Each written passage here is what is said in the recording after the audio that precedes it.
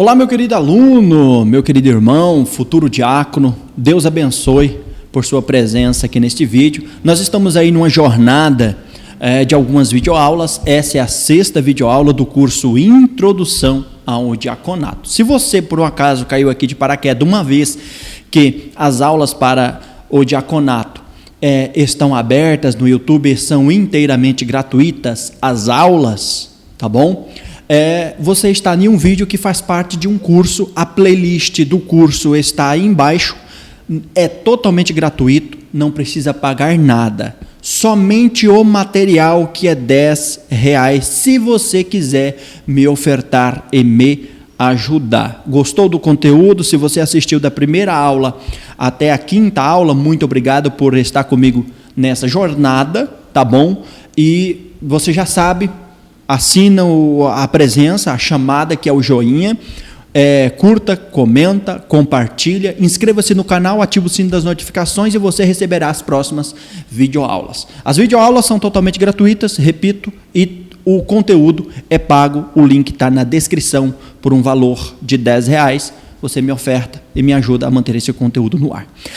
A aula de hoje será sobre mulher pode ser diaconisa e também o diácono como ministro da palavra de Deus. E aí, será que mulher pode ser diaconisa?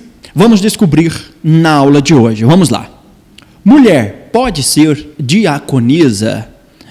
A Bíblia não proíbe mulheres de servirem como diaconisas.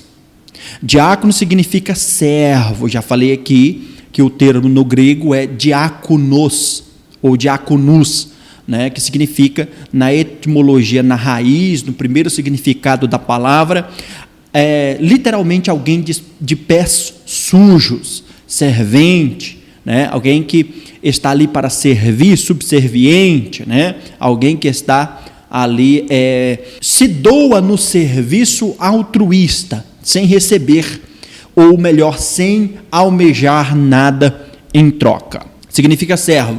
Uma mulher chamada Féber era diaconisa, traduzido como serva da igreja ou da igreja em Roma, de uma igreja em Roma. No livro de Romanos, capítulo 16, versículo 1, diz da seguinte maneira: recomendo-vos, pois, Féber, irmã nossa ou nossa irmã, a qual serve na igreja que está em Cencreia, para que a recebais no Senhor, como também aos santos, e ajudais em qualquer coisa que de vós necessitar, porque tem hospedado a muito, como também a mim mesmo. No versículo 1, recebais Féber, nossa irmã, que serve na igreja, que é servente na igreja, que é diaconisa. Então a resposta, a Bíblia não proíbe, antes pelo contrário, a Bíblia deixa claro, aliás, Paulo escrevendo aos Romanos, né, recomenda à igreja de Cencreia que reconheçam o serviço, a servidão, reconheçam o amor altruísta de Féber, que por sinal tem aí recebido, né? Por isso que eu li o versículo 2, porque é uma modalidade de serviço em qual Féber ali realiza na igreja, né? Na qual serve na igreja em Cencreia, né? Então, a diaconisa, a mulher diaconisa, ela vai ali realizar a mesma função praticamente do homem. Por que eu digo praticamente? Porque nem toda a função que o homem vai realizar no seu serviço ao diaconato, a mulher poderá realizar, como por exemplo, aconselhar um homem de algum problema conjugal, por exemplo, aconselhar um homem de um problema sexual, por exemplo. Uma mulher não tem ali, não vai poder fazer isso, né? Lógico que em hora pode, se ela for uma profissional da saúde, mas se não for, né, fica meio pesado para fazer esse tipo de serviço.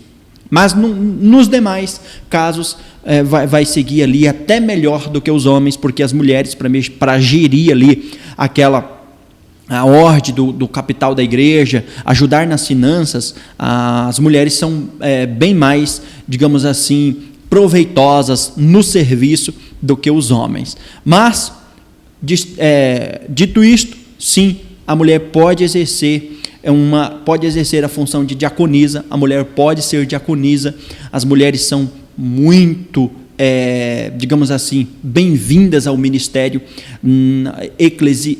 não vou dizer eclesiástico, porque a Bíblia não recomenda a mulher como pastora, mas recomenda a mulher como serva, né? O homem como servo e a mulher também como serva.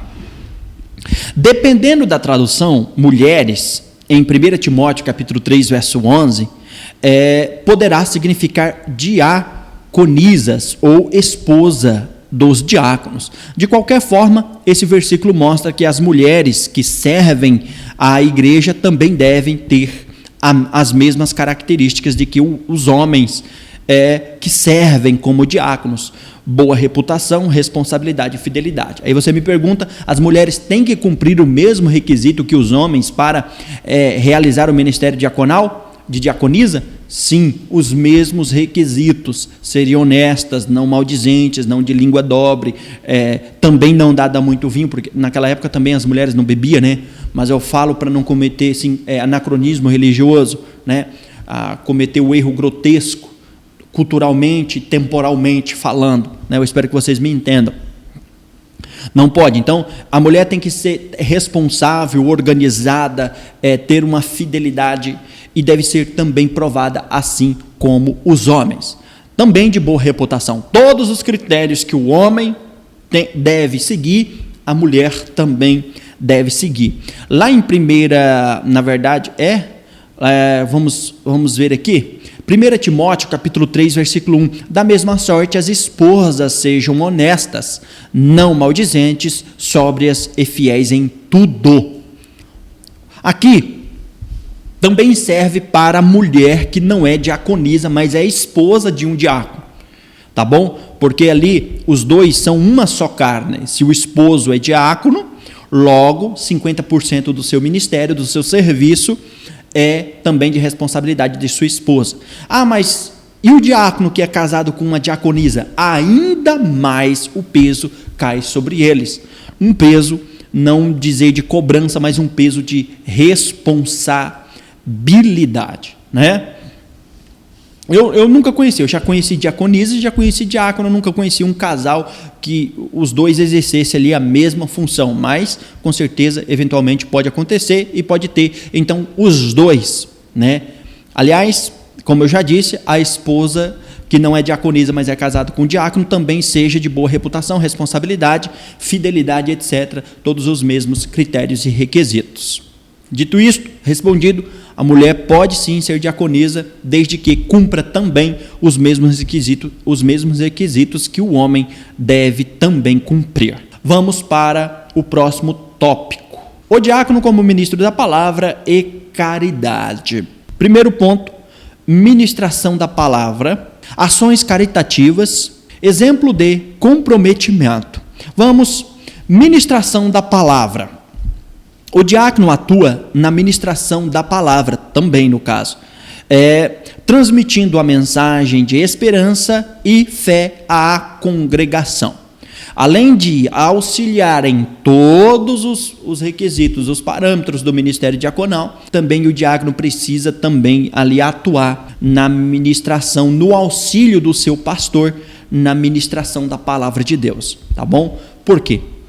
Porque muitas vezes o pastor não é onisciente, também não é onipresente, né? Muitas vezes ele precisa de um apoio de um diácono e também de um presbítero. Então, na aproximação do diácono com o seu pastor, ele pode muito bem ministrar a palavra, e por isso o diácono precisa crescer no conhecimento, precisa crescer na espiritualidade, ser cheio do Espírito Santo, de boa reputação. Eu sempre digo, né, para os pregadores, para os obreiros que eu dou aula, que você, quando for estudar para pregar, ou você deve, na verdade, estudar primeiro, você deve estudar a Bíblia, não só quando vai pregar, mas em tempo e em fora de tempo estudar a Bíblia. Em tempo, quando você vai pregar, é em fora de tempo quando você não vai pregar, em momentos propícios e momentos que não é propício, você tem que estudar.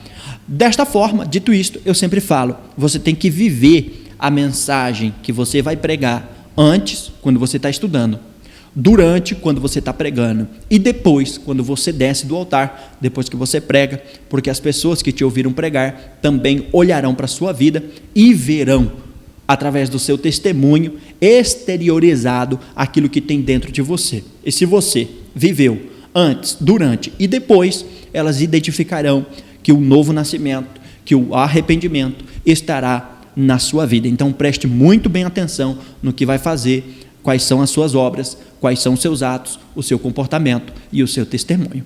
Ações caritativas. Eles estão ativamente envolvidos em ações de caridade, cuidando das necessidades materiais e espirituais dos necessitados.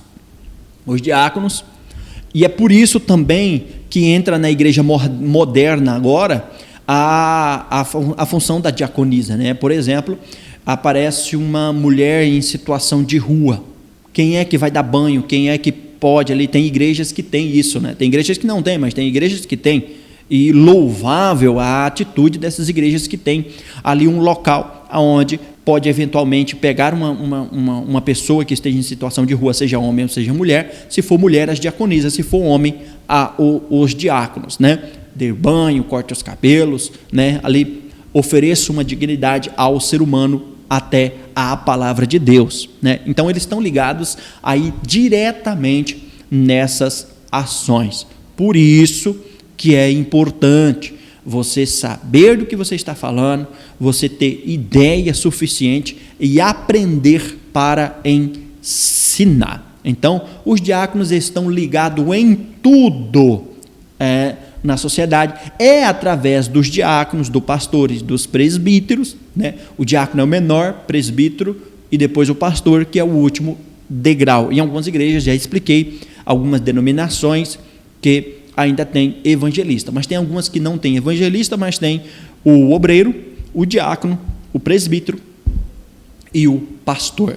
Pastor é a maior categoria, está sobre todos, é ele a responsabilidade espiritual de toda a igreja, o comando espiritual de toda a igreja. Então, é através deste corpo de hierarquia eclesiástica que a igreja galga e se destaca num papel específico de importância na sociedade, ajudando em tudo, resgatando das drogas, resgatando dos vícios, do pecado, da prostituição, em tudo a igreja tem que se destacar nesse papel, resgatando a vida das pessoas. Exemplo de comprometimento, aqui entra de novo a liderança servidora, né? A liderança servidora é uma liderança que lidera no exemplo do serviço. Não é aquela que faz isso aqui, que está sobre, mas está sob, né? É alguém que está embaixo e que lidera no serviço. As pessoas têm que olhar por serviço dele, por serviço dela e rapaz, eu quero fazer um serviço desse, é exemplar. Essa pessoa me dá um exemplo de serviço, né? Seu comprometimento em prol da caridade e da fé demonstra o amor cristão em ação. Mas isso aqui é para todos os cristãos. Nós estamos falando agora de diácono, não estou falando para toda a igreja. Você já deve ter percebido que eu fiz questão de separar muito bem os cristãos de diáconos, uma vez que aparecem textos bíblicos, Atos capítulo 2, 1 Timóteo capítulo 3, né, Romanos, fazendo questão de apresentar ali a lista de algumas pessoas cristãs que servem para ser diaconisas ou diáconos. E uma vez que o termo servo também vai aparecer diversas vezes ligado à igreja em si toda, não só a uma pequena listagem de irmãos, né? Nós vamos ver em Atos dos Apóstolos capítulo 6 e em 1 Timóteo também pela primeira vez fazendo questão de separar, né? E é por isso que você precisa assistir a primeira, segunda, terceira e quarta aula, né? e quinta, né? Essa é a sexta videoaula, e eu espero que você esteja gostando. Se você estiver gostando, em nome de Jesus, deixe o seu feedback, deixe o seu comentário, tá bom? Isso vai te ajudar bastante, eu tenho certeza, em nome de Jesus. Então, é o comprometimento do diácono, da diaconisa, que vai demonstrar ali o amor que ele tem para com a vida do próximo, amor cristão à vida do próximo. Toda a igreja tem que ter, mas principalmente os diáconos, porque são eles ali que estão ligados diretamente a essa ação social, a esse serviço que vai ajudar aos necessitados da igreja. Mas e aí a liderança da igreja, o pastor, ali a coordenadoria, a superintendência da igreja, faz o que ela faz? Ela dá suporte para que os seus diáconos possam realizar esse trabalho com excelência. E é por isso que eu estou aqui no YouTube, em nome de Jesus, abençoando o seu ministério, contribuindo com o seu ministério, dando estas aulas gratuitas, aulas que deveriam ser pagas, né? Mas não é de graça dar e de graça receber? Vamos lá, eu recebi o meu ministério gratuitamente, mas a aplicação, a dedicação, o investimento, tudo é pago, tá bom? A única coisa que eu recebi de graça foi o dom, foi o meu ministério, e para isso eu contribuo, e é por isso que eu ministro essas aulas gratuitas e peço somente uma oferta, um valor simbólico no material, se você puder e quiser me abençoar. É por isso que eu estou aqui contribuindo para o seu ministério, contribuindo para a sua vida espiritual, para que você exerça um ministério de excelência. Nós, pastores, a diretoria da igreja, contribui. Quando eu falo da igreja, eu falo das denominações, tá? Você tem que entender que igreja é a igreja de Cristo, não é denominação. Você tem que entender isso. Quando eu falo denominação, tem toda ali uma forma de trabalho, uma forma de realizar os trabalhos, uma forma de administração ali da igreja, é uma denominação, uma diretoria. Então, essa administração vai propor, né, as condições ideais para que os diáconos e diaconisas trabalhem no amor, na caridade, sejam exemplares na pregação da palavra, no seu testemunho, na ação de caridade, na ação de demonstrar amor, na ação de resgate das pessoas que estão no mundo para a luz. Desta forma, meu irmão e minha irmã, chegamos ao fim desta videoaula de hoje, o fim da sexta videoaula, que vai ao ar sexta-feira agora, tá bom? Em nome de Jesus, Deus te abençoe. Não esqueça de assinar a chamada do vídeo, que é o joinha, curtir, comentar e compartilhar. Desta forma, outras pessoas terão acesso a este curso de diaconato, ou introdução, o mínimo que você precisa saber para exercer com excelência o seu ministério diaconal. Deus abençoe, até a próxima videoaula.